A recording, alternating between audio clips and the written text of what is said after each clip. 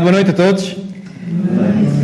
Ora, hoje vamos conversar sobre uma lei moral que tem este nome: Lei Moral do Progresso.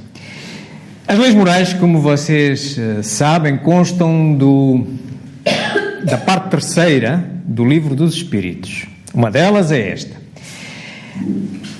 As leis morais em si são como se fosse um sistema solar no meio de um universo imenso de leis, todas elas criadas pelo Criador, por Deus. Portanto, sei lá, poderíamos imaginar aqui neste sistema solar as leis físicas, da biologia, naquelas da anatomia. Aqui estão as do comportamento moral, do bem e do mal proceder. Qual é a lei natural? Portanto, é esta a ideia que eu quero transmitir logo de início, dizendo que ao universo todo chamamos de lei natural ou lei divina.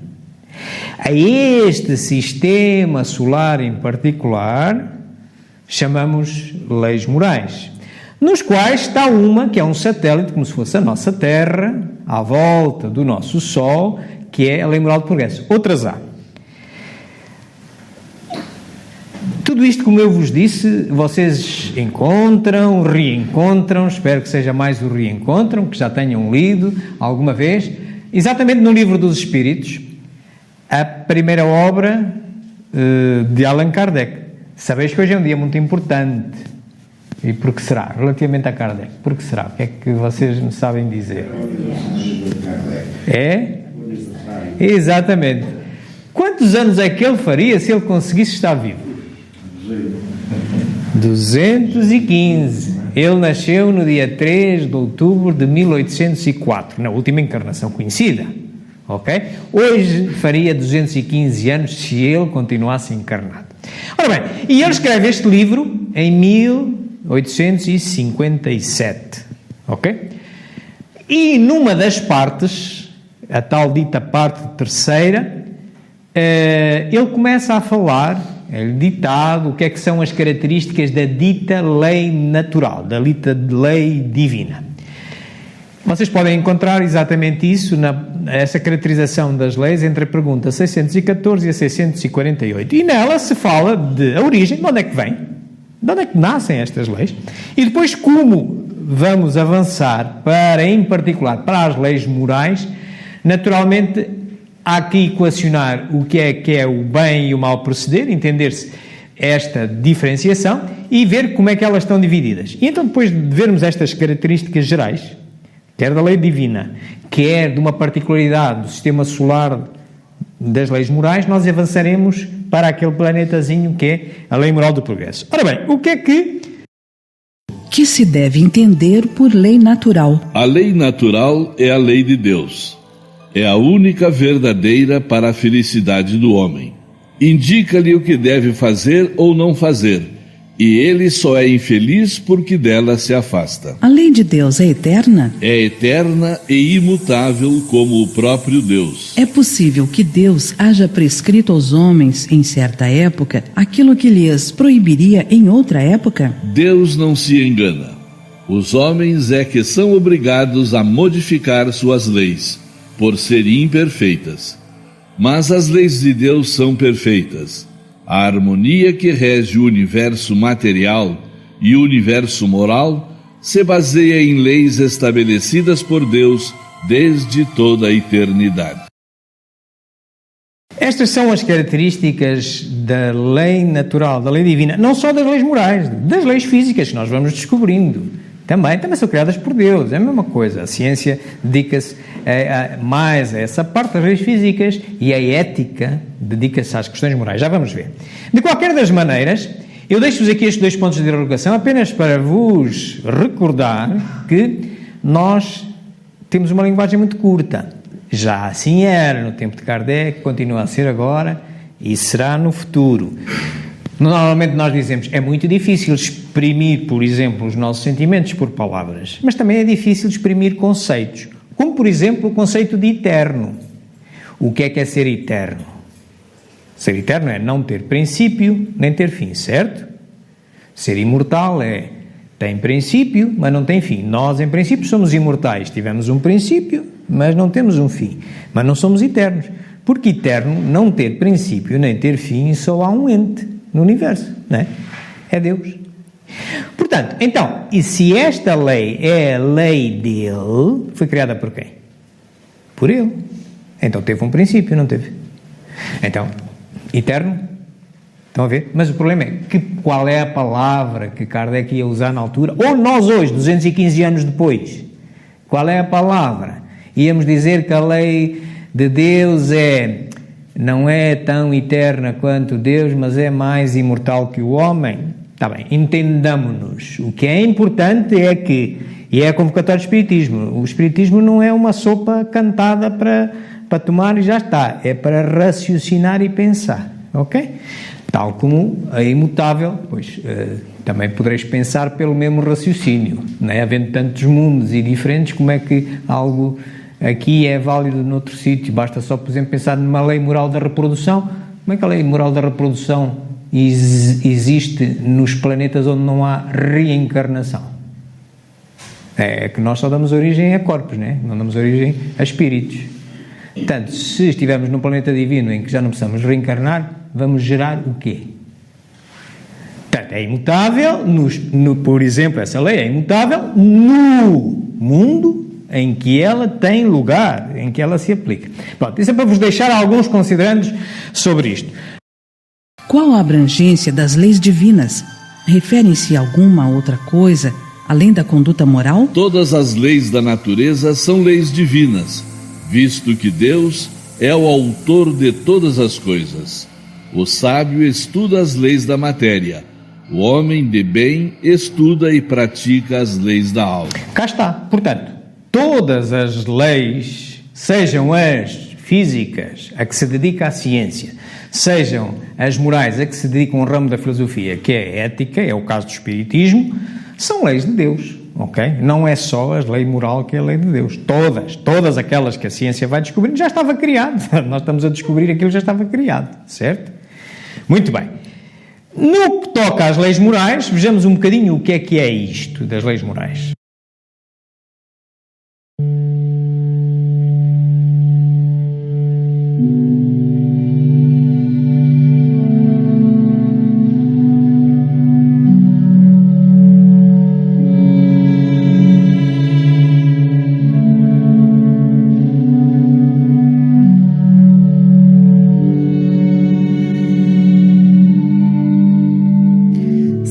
Todos os tempos as leis morais da vida, estabelecidas pelo Supremo Pai. Invioláveis, constituem o roteiro de felicidade pelo rumo evolutivo, impondo-se, paulatinamente, à inteligência humana, achando-se estabelecidas nas bases da harmonia perfeita em que se equilibra a criação. Reveladas através dos tempos, a pouco e pouco, não se submetem às injunções transitórias das paixões humanas que sempre desejaram padronizá-las ao próprio talante, submetendo-as às torpes determinações. Inspiradas a humanidade pelas forças vivas da natureza desde os dias do homem primitivo, passaram a construir a ética religiosa superior de todos os povos. As características das morais são estas, têm a ver com o progresso humano, têm a ver com o bem proceder, o progredir moralmente mais rápido, mas contudo, este estudo tem os seus escolhos, não só pela linguagem que nós utilizamos, como pelas questões do bem e do mal. Há uma diferença entre moral e ética, e vamos recordar isso ainda nesta nossa apresentação. Passemos, pois, então, a perceber de onde é que isto nos vem. De onde é que... Nós vimos com a ideia do bem e do mal, de onde? Bem, nós vimos todos programados assim, todos. Vem na nossa consciência, naquilo que sobrevive. A consciência está dentro do espírito, que já tem várias encarnações. Vem lá, é que nós sentimos cá dentro uma vozinha interior quando estamos em dúvida se faço A ou se faço B. Há aqui qualquer coisa. Nós vimos todos programados. E, claro, isto vai-se apurando ao longo de uma série de reencarnações. Provavelmente, os problemas que nós hoje sentimos são adequados ao nosso adiantamento, mas há coisas na nossa vida de hoje que já não são problemas nenhum, nós já sabemos bem como resolvê-los, quase resolvemos sem pensar neles, que no passado eram problemas. Hoje lidamos com aqueles que estão ao nível do nosso desenvolvimento, mas provavelmente aquilo que hoje é um problema, daqui por mais 100 anos, numa próxima encarnação, se calhar já não é o problema para nós. Estão a ver? Portanto, há este progredir ao longo das várias encarnações, mas vimos todos programados dessa forma. Não é uma coisa que se vá aprender. Que definição se pode dar da moral? A moral é a regra de bem proceder, isto é, de distinguir o bem do mal. Funda-se na observância da lei de Deus. O homem procede bem quando faz tudo pelo bem de todos, porque então cumpre a lei de Deus. Esta pequena frase tem muito sumo para nós meditarmos. E aqui começamos a entrar nas questões da diferenciação da moral e da ética. Naturalmente vamos falar disso e vamos ver o que é que são essas consequências ético-morais. Mas antes disso, chamava-vos a vossa atenção exatamente para esta frase. O que é que ali está dito? Está dito que a moral funda-se. Se funda, apoia-se, ou de trás tem algo, não é? Aquilo que se funda está apoiado, não com uma coisa que já existia, não é? E o que é que existe antes da moral? É a observância da lei de Deus. Portanto, então, se nós tivermos a lei, vamos supor que o Diário da República tem hoje um decreto-lei. O que é que significa, temos a lei, o que é que significa observar a lei? Observar a lei é lê-la e, através da razão, interpretá-la. E a partir daí, então, deduzir uma conduta para os nossos dias. Pode estar certa, pode estar errada. É a função deste ato. Pode estar, quer dizer, para nós estará certa, não é? Naquele momento com os conhecimentos que se tem. É a melhor solução. Mas isto para vos dizer que a moral é um produto de um exercício da nossa inteligência. Portanto, cuidado. Não nos basta, a um espírita não basta dizer bem proceder é ires ao centro todos os dias. Mas porquê? Porquê? É preciso dizer. Se é bem proceder, porquê? Não é porque... Não, porque já o meu pai fazia e porque o Presidente do Centro faz e toda a gente... Não, isso não é suficiente. Estão a ver? Muito bem. Quer isto dizer que as questões morais têm a ver com os costumes. Vamos ver isso em pormenor. Como se pode distinguir o bem do mal? O bem é tudo o que é conforme à lei de Deus, e o mal é tudo o que dela se afasta. Assim, fazer o bem é proceder de acordo com a lei de Deus. Fazer o mal é infringir essa lei. Estamos de acordo. Então agora eu ponho-vos este problema, que também vem no Livro dos Espíritos. A pena de morte é moral? A resposta? Sim e não. Olha, nestes países que está azul, é moral, é imoral, isto é, já não é bem proceder que um juiz mande matar um assassino que em tribunal se prova que matou o outro. Nomeadamente em Portugal. Em Portugal há 150 anos esta parte que é imoral, a pena de morte. Mas, se vocês forem aqui, por exemplo, este paísinho bem conhecido, Estados Unidos, vão, por exemplo, ao estado do Texas, não, é moral, isto é bem proceder. Aquela sociedade entende que é bem proceder que o juiz mande matar o assassino que se provou em tribunal que matou o outro. Então, e se o juiz fosse espírita? Então, ali nos Estados Unidos ia achar que é moral e vinha para aqui julgar um caso e é imoral? Estão a ver? A moral tem a ver com o costume, o que é aceito por bem, não quer dizer que esteja correto. Foi detectado como correto naquele tempo e naquele momento para aquela sociedade. Mas detrás disto tem que estar sempre, o espiritismo não se pode reger por isso. Daí as tais consequências ético-morais. O espiritismo tem que se reger por outra coisa. O homem tem meios de distinguir por si mesmo o que é bem do que é mal? Sim, quando crê em Deus e o quer saber. Deus lhe deu a inteligência para distinguir um do outro. Portanto, o que é que o espiritismo nos diz? Que a pena de morte é ética? Não, não é. Ética em nenhum lugar da Terra, é antiética, nem nos sítios em que ela é imoral. Mas espera aí, então agora, como é dito, é preciso usar a razão para justificar. E aqui entramos no domínio da ética, que é um ramo da filosofia chamada ética, é a filosofia moral. Então, para isso é preciso elaborar um raciocínio. Aqui tenho para vos justificar como ela é antiética em qualquer lado. Então o homem é imperfeito, não é? É imperfeito aqui, é nos Estados Unidos, é onde ela seja moral e imoral, o homem é sempre imperfeito. Se é imperfeito, pode errar. Aqui nos Estados Unidos.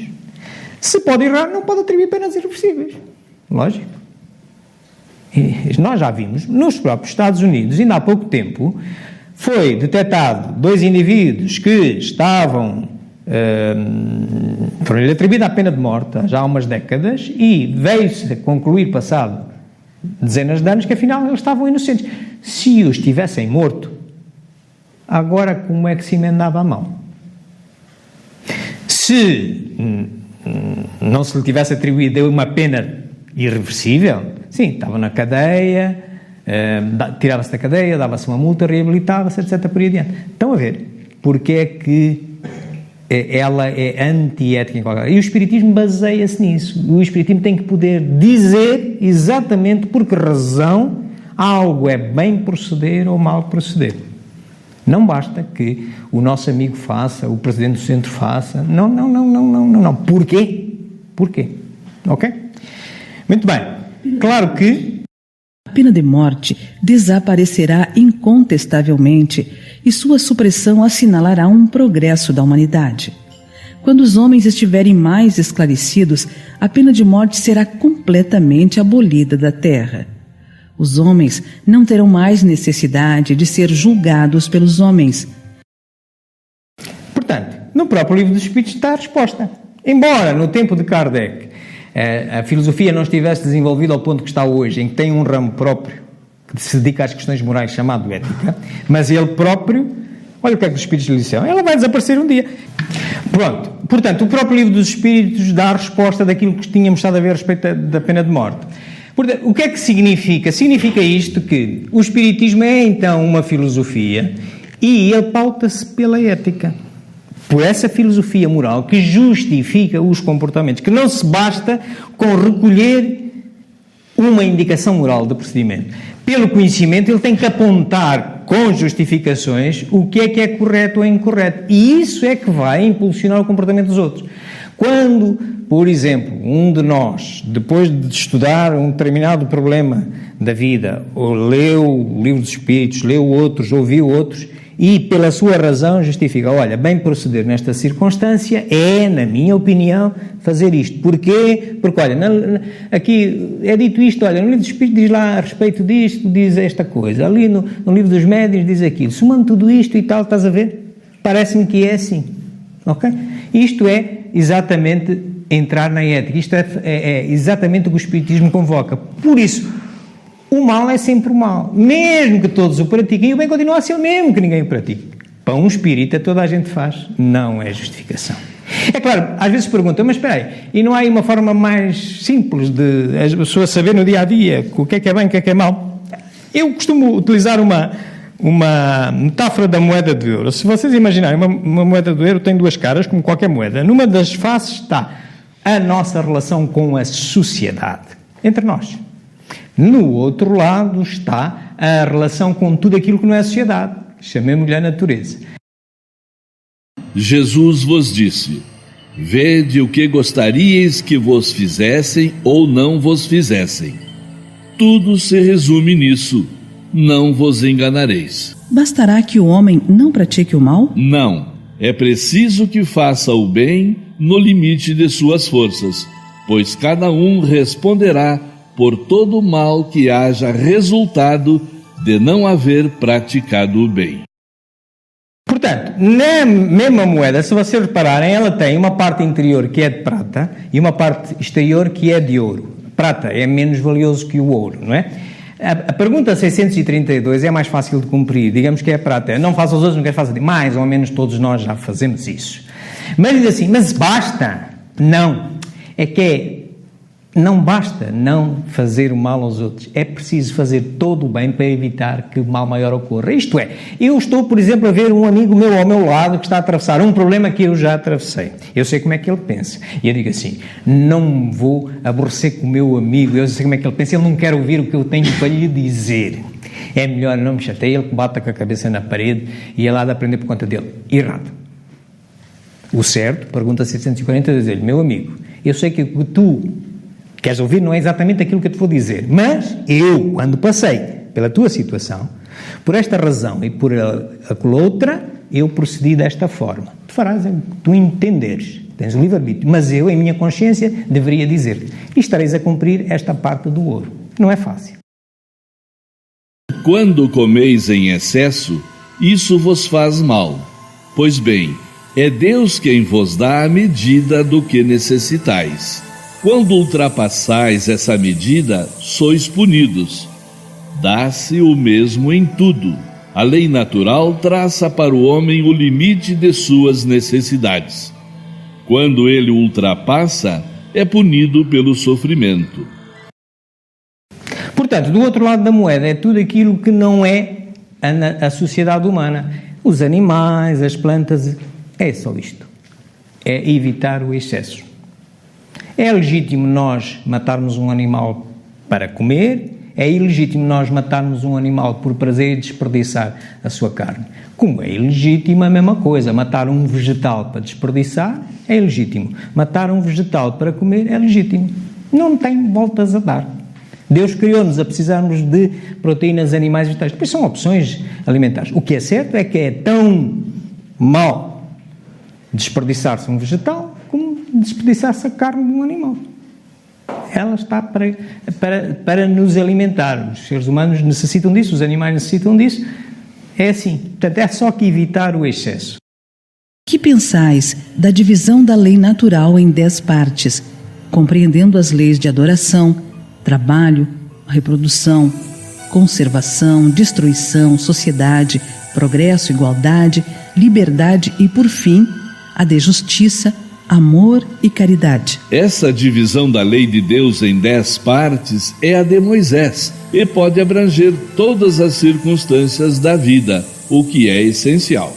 Podes, pois, adotá-la, sem que por isso tenha qualquer coisa de absoluta, como não o têm os demais sistemas de classificação, que dependem do ponto de vista sob o qual se considere uma coisa. A última lei é a mais importante. É por meio dela que o homem pode adiantar-se mais na vida espiritual, visto que resume todas as outras. E por isso mesmo é que eu comecei assim. E agora, juntando a informação que fomos buscar, fica assim, o nosso sistema solar. Onde estão todas as outras leis, cá está a moral do progresso, e no centro, a tal última, que é a mais importante, que seria o Sol, para todas as outras. Mergulhamos então neste planeta. 2. Lei moral do progresso. Lei moral do progresso vocês encontram nessa terceira parte do Livro dos Espíritos, entre estas perguntas, 776, 680 e 802, perdão. Ok? Vamos começar por perceber isto de progresso, o que é? É obrigatório, não é? É o que deve ser. Há pessoas que dizem assim, para que é que eu me vou me chatear? Isto é assim, a natureza é assim. Isso não, nós estamos aqui todos para progredir. Todos. Vamos olhar para as questões. Que se deve pensar da opinião dos que consideram aquele estado como o da mais perfeita felicidade na Terra? Que queres? É a felicidade do bruto. Há pessoas que não compreendem outra. É ser feliz à maneira dos animais. As crianças também são mais felizes do que os adultos. O homem pode retrogradar para o estado de natureza? Não. O homem deve progredir incessantemente e não pode voltar ao estado de infância. Portanto, nós estamos aqui na Terra e em qualquer encarnação que nós cumpramos, a lei é o progresso. Portanto, não é este estado da preguiça, não estamos aqui. Quando a gente se encosta, não quer saber, só estão a adiar o vosso destino. Vão ter que aprender, vão ter que passar, vão ter que puxar pelas estupinhas. Estamos aqui todos para isso. Portanto, e uma coisa é certa, não regressam aqui. A gente, neste momento, já ninguém vai regressar a esta situação, ok? Podemos ter levado uns mais tempo a ir daqui do que outros. Já não vamos voltar para trás. Mas se nós agora neste quisermos outra vez tomar as mesmas atitudes, só vamos andar a protelar. Porque o progresso é uma lei divina. O progresso moral acompanha sempre o progresso intelectual? É a sua consequência, mas nem sempre o segue imediatamente. Como o progresso intelectual pode levar ao progresso moral? Fazendo que se compreenda o bem e o mal. O homem, então, pode escolher. O desenvolvimento do livre-arbítrio acompanha o da inteligência e aumenta a responsabilidade dos atos. Nesse caso, como se explica que os povos mais esclarecidos sejam frequentemente os mais pervertidos? O progresso completo constitui o objetivo, mas os povos, como os indivíduos, só o atinge gradualmente. Nunca é de estranhar, e nós temos casos muito concretos, todos nós conhecemos, que primeiro acontece sempre o progresso intelectual, só mais tarde vem o moral. Exemplo, energia atómica. Primeiro foi descoberta cientificamente, e qual foi o primeiro uso? Matar. Hoje é possível que aquela energia que esteja ali seja de origem atómica. É possível. O que é que aconteceu? Cá está isto. Primeiro o homem descobre, avança. Depois inteira-se do bem e do mal. Ao detectar o que é bem e o que é mal, o que é que acontece? As nossas possibilidades de escolha aumentam, não é? Aumentam e ele exercita melhor o livre-arbítrio. Mas ao exercitar o livre-arbítrio, quanto mais eu sei, maior responsabilidade é a minha. Portanto, automaticamente aumenta a responsabilidade. Ao aumentar a responsabilidade, espera aí, a energia atómica para matar não, mas pode servir para fins pacíficos. Para matar não, só se for em legítima defesa, e mesmo assim e tal. Estão a ver? E então vem o progresso moral. Isto é assim para todos nós. Ok? A história nos mostra que muitos povos, depois de abalos que lhes causaram fortes comoções, recaíram na barbárie. Neste caso, onde está o progresso? Quando tua casa ameaça desabar, mandas demoli-la e constróis outra mais sólida e mais cômoda. Mas até que seja reconstruída, há perturbação e confusão na tua morada. Compreende também isto. Eras pobre e habitavas um casebre. Torna-te rico e o deixas para morar num palácio. Mais tarde, um pobre coitado como eras antes, vem tomar teu lugar no casebre e fica muito contente, pois antes não tinha abrigo. Muito bem, aprende que os espíritos que estão encarnados nesse povo degenerado não são os que o constituíam ao tempo do seu esplendor. Os de então, tendo-se adiantado, mudaram-se para habitações mais perfeitas e progrediram, enquanto os outros, menos adiantados, tomaram seu lugar, que também deixarão um dia quando chegar a vez deles. E isto tem a ver com as questões da justiça e da reencarnação. O que é que nós recolhemos em cada reencarnação e porquê? E como é que se procede a reencarnação? O progresso dos povos também realça a justiça da reencarnação. O sistema da unicidade das existências apresenta dificuldade. Segundo esse sistema, a alma é criada no momento do nascimento. Portanto, se um homem é mais adiantado do que o outro, é que Deus criou para ele uma alma mais adiantada. Por que esse favor? Que mérito tem ele que não viveu mais do que o outro, que talvez haja vivido menos, para ser dotado de uma alma superior? Temos só uma vida, nós vivemos numa época que temos computadores, vivemos melhor do que um país qualquer em África, onde vai estar a nascer neste momento uma criança que vai ter muitas dificuldades. Uma vida, porque é que Deus foi escolher aquele para injustiçar a nós? Não pode. Seria contra a justiça divina. Seria um favor divino, e Deus não faz favores a ninguém. Trata todos os filhos por igual, como qualquer pai trata os seus filhos por igual. Portanto, não pode haver apenas uma encarnação. Também por este motivo. Em 1000 anos, uma nação passa da barbárie à civilização. Se os homens vivessem 1 milênio, conceber-se-ia que nesse intervalo tivessem tempo de progredir. Mas, Diariamente morrem pessoas de todas as idades, renovando-se sem cessar, de tal sorte que todos os dias elas aparecem e desaparecem. Ao cabo de 1000 anos, já não há naquela nação qualquer vestígio de seus antigos habitantes. De bárbara que era, a nação tornou-se civilizada. Quem progrediu? Foram os indivíduos outrora bárbaros? Mas eles já morreram há muito tempo. Teriam sido os recém-chegados? Mas, se suas almas foram criadas no momento em que eles nasceram, essas almas não existiam na época da barbárie, e então será preciso admitir-se que os esforços despendidos para civilizar um povo têm o poder, não de melhorar almas imperfeitas, porém, de fazer com que Deus crie almas mais perfeitas. As almas vindas no tempo da civilização tiveram sua infância, como todas as outras, mas já tinham vivido antes e chegam adiantadas em consequência de um progresso anterior. Estão a ver? Deus não se engana.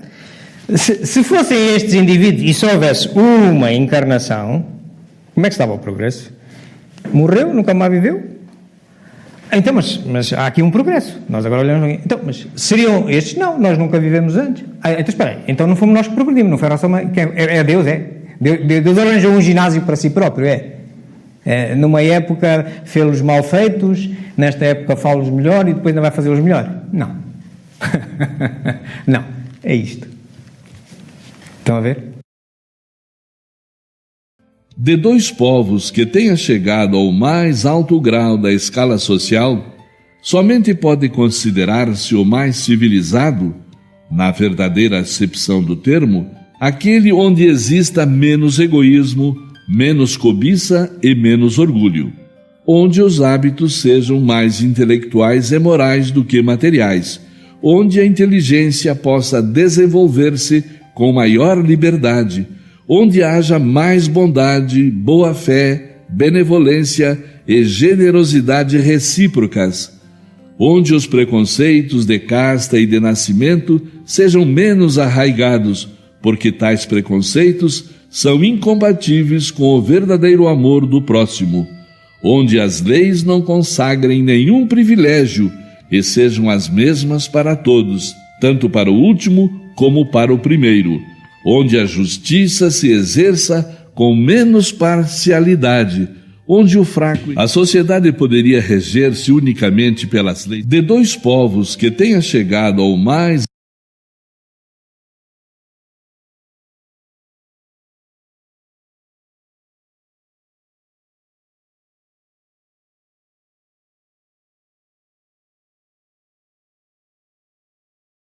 Assim se constrói uma civilização. É com estes valores morais. Estão a ver? Mas somos nós que, fruto das nossas encarnações, etc., do nosso esforço lento ao longo das encarnações, o vamos fazendo. À medida que vamos há desenvolvimento intelectual, há desenvolvimento do livre-arbítrio, desenvolvimento da responsabilidade, progresso moral. E vamos melhorando e vamos construindo, vamos atendendo a estas questões. Não peçam a um homem das cavernas o que é isso do respeito, do necessário, da justiça. É difícil para ele perceber. Devagar, pouco a pouco. Mas é ele quem tem que perceber, porque ele é como nós, é um irmão como nós, também tem que progredir. E Deus, isto não é o ginásio de Deus. Ele não precisa disso para nada. Ele já é perfeito. Não precisa disso. Não precisa se aperfeiçoar a fazer uns mal feitos hoje e outros bem feitos amanhã. Onde todo homem de boa vontade, a sociedade poderia reger-se unicamente pelas leis naturais, sem o concurso das leis humanas? Poderia, se todos as compreendessem bem e quisessem praticá-las. Então, elas bastariam. Mas a sociedade tem suas exigências e precisa de leis especiais. Qual a causa da instabilidade das leis humanas? Nos tempos de barbárie são os mais fortes que fazem as leis, e eles as faziam para si. Contudo, à proporção que os homens foram compreendendo melhor a justiça, foi preciso modificá-las. As leis humanas são tanto menos instáveis quanto mais se aproximam da verdadeira justiça, isto é, à medida que são feitas para todos e se identificam com a lei natural.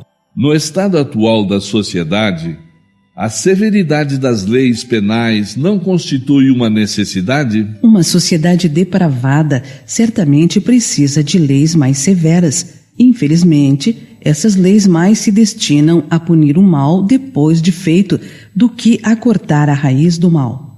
Só a educação poderá reformar os homens, que assim não precisarão mais de leis tão rigorosas. Isto é assim, nós todos temos a noção, na nossa presente encarnação, todos temos a noção que as nossas leis mudam, têm vindo a mudar. Hoje temos leis diferentes das que tínhamos há um ano atrás, por isso é que a gente até tem um parlamento, elegemos uns deputados, etc, não sei o que mais, e a gente vê que há diferenças. Porquê? Porque nós vamos progredindo e vamos procurando fazer umas leis melhores. De onde é que isso vem? Da educação.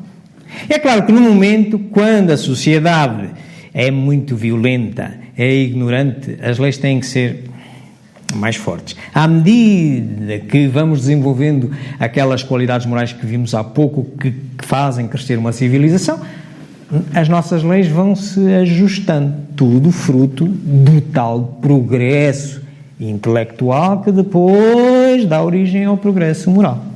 Estão a ver? É esta a dinâmica do progresso.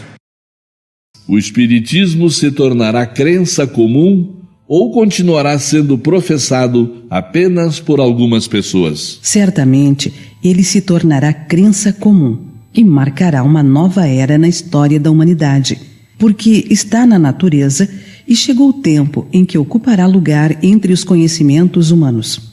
Entretanto, terá que sustentar grandes lutas, mais contra os interesses do que contra a convicção, pois não se pode dissimular a existência de pessoas interessadas em combatê-lo, umas por amor próprio, outras por causas inteiramente materiais. Porém, como seus contraditores se tornarão cada vez mais isolados, serão forçados a pensar como os demais, sob pena de se tornarem ridículos. Nós temos, não é a felicidade, porque senão havia aqui injustiça relativa de Deus, mas é uma felicidade para nós cruzarmos com uma doutrina como esta que temos, que tem umas pautas que nos ajudam, nos põem a raciocinar e nos põem a saber porque é que algo é bem proceder e algo é mal proceder. Avançamos mais. Não quer dizer que é a única, hein? Jesus Cristo não era espírita e está muito avançado já, não é? Muito antes de ser... Mas, para nós, é útil nós termos este conjunto filosófico que é a doutrina. Claro que o que interessa é os valores que ela defende. Também não é agora só os espíritas que vão progredir. Não! Quantas correntes filosóficas também lá onde chegarem. Ok? O que é importante é os valores defendidos pelo espiritismo são realmente os valores que podem levar qualquer homem, independentemente da sua crença, da sua raça, ao progresso. Pouco interessa o nome que lhe dá, mas estes valores que temos estado a falar, se o homem quer progredir racionalmente, tem que, mais cedo ou mais tarde, aderir a eles e pô-los em prática. Daí dizer-se que ela será uma crença comum universal, neste sentido, dos valores que defende, não na corrente em si. Isso é um termo. De que maneira o Espiritismo pode contribuir para o progresso? Destruindo o materialismo, que é uma das chagas da sociedade, o Espiritismo pode fazer com que os homens compreendam onde estão seus verdadeiros interesses. Como a vida futura não mais estará velada pela dúvida, o homem perceberá melhor que pode garantir seu futuro por meio do presente. Destruindo os preconceitos de seitas, castas e cores, o Espiritismo ensina aos homens a grande solidariedade que os há de unir como irmãos. O Espiritismo, ao revelar-nos, por exemplo, a reencarnação e demonstrá-la, como nós vimos aqui, não pode haver só uma vida, seria um favor divino, não haveria o progresso das sociedades. Portanto, então, também isso nos vem dizer que nós somos todos iguais, afinal, e somos aqueles que estavam mais atrasados e que nos vamos adiantando por mérito próprio. Portanto, quando nós nos pomos com essas histórias da cor da pele, das seitas e das castas, estamos a errar profundamente, porque hoje temos uma cor de pele, ontem podemos ter tido outra e amanhã poderemos ter outra. Hoje podemos considerar que a nossa seita é que é a maior e amanhã, se calhar, pertencemos a outra e queremos pensar da mesma maneira. Não, somos todos iguais. Exatamente, a reencarnação faz-nos isso. E chama-nos a atenção que não é possível nós mudarmos o passado, mas uma coisa é certa. O que nós enfrentamos hoje, para que Deus seja justo, tem que corresponder a atos nossos do passado. Nós herdamos de nós próprios. Quando nós olhamos para um problema na nossa vida atual, ele tem que ter uma razão de ser. Deus não ia escolher aquele para ser injustiçado em relação ao outro, dar-lhe uma desgraça, um desgraçado. Calma. Tem que haver uma razão para ele ter aquilo. Mas também é certo que Deus tem outras características. Tem a característica do amor e da misericórdia. Deus, tal como nenhum pai escolhe um filho para o sacrificar por prazer, também Deus não faz isso.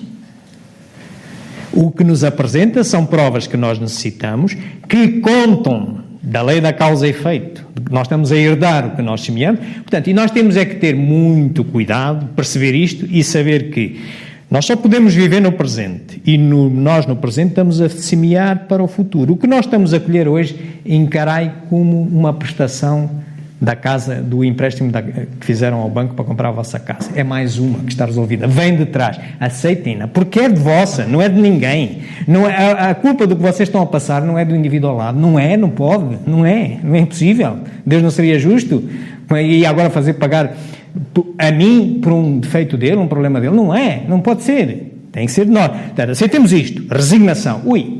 Dívida paga. Mas hoje, cuidado. O que é que vamos fazer? Que é para amanhã não estamos outra vez na mesma situação. Portanto, semear bem para colher bem. Se semeamos mal, não estejamos à espera de colher bem. Visto que o Espiritismo deve marcar um progresso na humanidade, por que os espíritos não apressam esse progresso por meio de manifestações tão generalizadas e evidentes que pudessem convencer até os mais incrédulos? Desejaríeis milagres, mas Deus os semeia em abundância diante dos vossos passos, embora ainda haja homens que os neguem. Conseguiu, porventura, o próprio Cristo convencer os seus contemporâneos com os prodígios que realizou? Não vedes hoje alguns homens que negam os fatos mais evidentes que se passam sob os seus olhos? Não há os que dizem que não acreditariam mesmo que vissem? Não é por meio de prodígios que Deus quer conduzir os homens. Em sua bondade, Ele lhes quer deixar o mérito de se convencerem pela razão. Esta é a chave do progresso. Não espereis milagres de nenhuma espécie. Não embarqueis naquela frase que se acontecesse um milagre eu acreditava. Não é por aí, não vai acontecer mesmo. Deus quer que cada um de nós, com este dote que lhe deu, faça a distinção do que é bem e do que é mal e governe a sua vida. E que o mérito e o demérito seja dele, como a gente quer para qualquer um dos nossos filhos. Nós não podemos passar a vida a dar o peixe aos nossos filhos. O que é que significa educar? Significa ensiná-los a pescar. Ok? E é isso que Deus quer de nós. Meus amigos, era isto que eu tinha para vocês. Eu, para vos trazer esta palestra, consultei estes livrinhos que aqui estão. Estes são vossos conhecidos. Para quem quiser, no meu primeiro livro espírita, que existe aqui na casa, ver esta parte, também podem vê-la, não só consultando aqui o primeiro capítulo, que fala da necessidade de pensarmos e agir sistemicamente, tem a ver com isto, com a forma de nós pensarmos, nós desenvolvemos o nosso raciocínio, e depois saltarem aqui para o capítulo 6, que fala da defesa da vida, onde falamos exatamente do progresso, dos valores morais, como é que eles se interagem uns com os outros. Quem gostar de ler em digital, em telemóveis e tal, também pode descarregar este mesmo livro nesta livraria Buboc Portugal. Está à vossa disposição lá também. Eu, como habitualmente, estou a gravar esta conferência e vou publicá-la neste canal de YouTube, Espiritismo JQ, amanhã ou depois já lá está. Tem aqui também, podem me apanhar no Facebook, etc., com os mesmos mesma indicação, e tem aqui o meu e-mail para alguma pergunta que o tempo não dê para nós esclarecermos. E pronto, estaria à vossa disposição para alguma pergunta que me queiram fazer.